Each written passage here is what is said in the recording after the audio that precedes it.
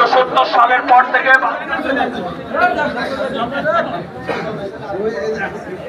এখানে উপস্থিত হয়েছেন কেবলমাত্র আমার চাচা রায়পুর ইউনিয়নের সবাই বলেন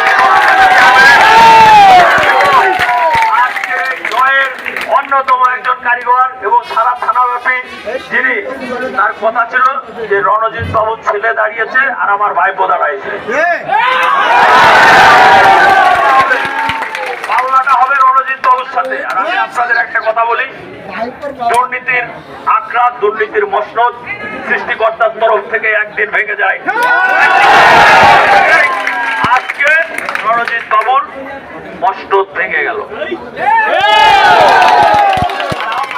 যারা রায়পুর ইউনিয়নের মানুষ, আমাদের উন্নয়নের একটা ধাপ আজ উন্মুক্ত হলো। আপনারা যে আশা, যে ভরসা নিয়ে আমাকে নির্বাচিত করে এনেছেন, সেই ভরসা, সেই আশা ইনশাআল্লাহ আগামী দিনে বাস্তবে রূপায়িত হবে।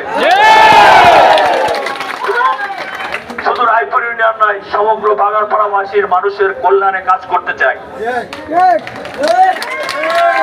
আর আমি আপনাদেরকে অনুরোধ করব, আপনারা কোনো ধরনের অপ্রীতিকর এবং বিশৃঙ্খল কোনো পরিস্থিতির সৃষ্টি করবেন না।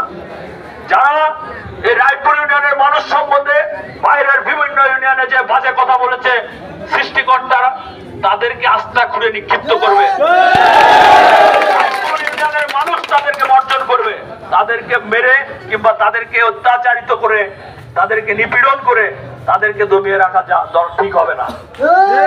আপনারা যারা রায়পুর ইউনিয়নের মানুষ আছেন, তারা যদি তাদের এই কৃতকর্মের জন্য তাদেরকে ঘৃণা করেন, তাদেরকে বয়কট করেন, তবে সেটাই হবে তাদের অন্যতম শাস্তি। আর আমি আপনাদেরকে অনুরোধ করব, আমরা আমাদের বাড়ির ভিতরে রায়পুর ইউনিয়নের ভিতরে মারামারি করব, হুড়োহুড়ি করব, কিন্তু বাইরের ইউনিয়নে যে আমরা আমাদেরকে কালিমা লিপ্ত করবো না, বিসর্জন দেবো না। যারা এই ধরনের চরিত্রকে বিসর্জন দেয় তাদেরকে এর আগেও রায়পুর ইউনিয়নের মানুষ বর্জন করেছে, বারবার বর্জন করেছে, আবারও তাদেরকে বর্জন করবে। তো আমি তাদেরকে অনুরোধ করব, আপনাদেরকে তো মানুষরাই বর্জন করেছে, আপনি অন্য ইউনিয়নে যে রায়পুর ইউনিয়নের মানুষকে কি বর্জন করবেন?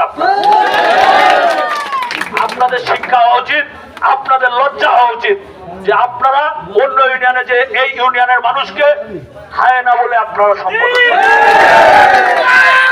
আপনারা এগুলো আর করবেন না। আমরা সকলে মিলেমিশে আগামীর উন্নত রায়পুর ইউনিয়ন করবো।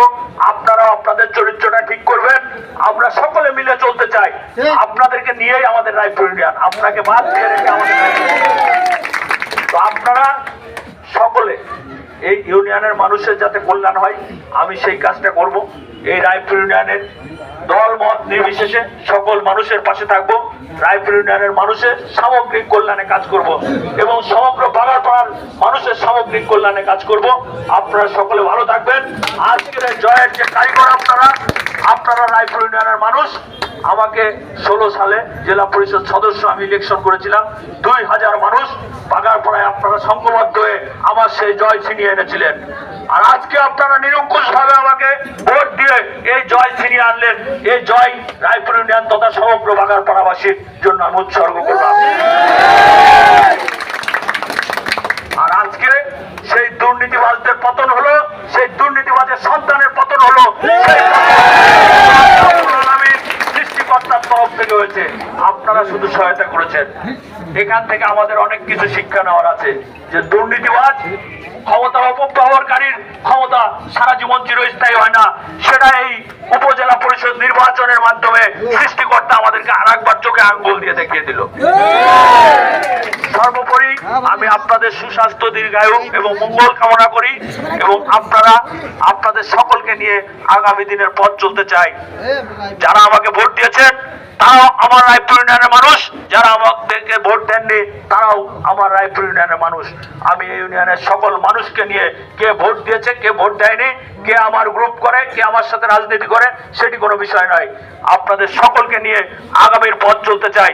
সকলে ভালো থাকবেন, সুস্থ থাকবেন, আমার জন্য দোয়া করবেন। সকলকে আমার সালাম, আসসালামু আলাইকুম।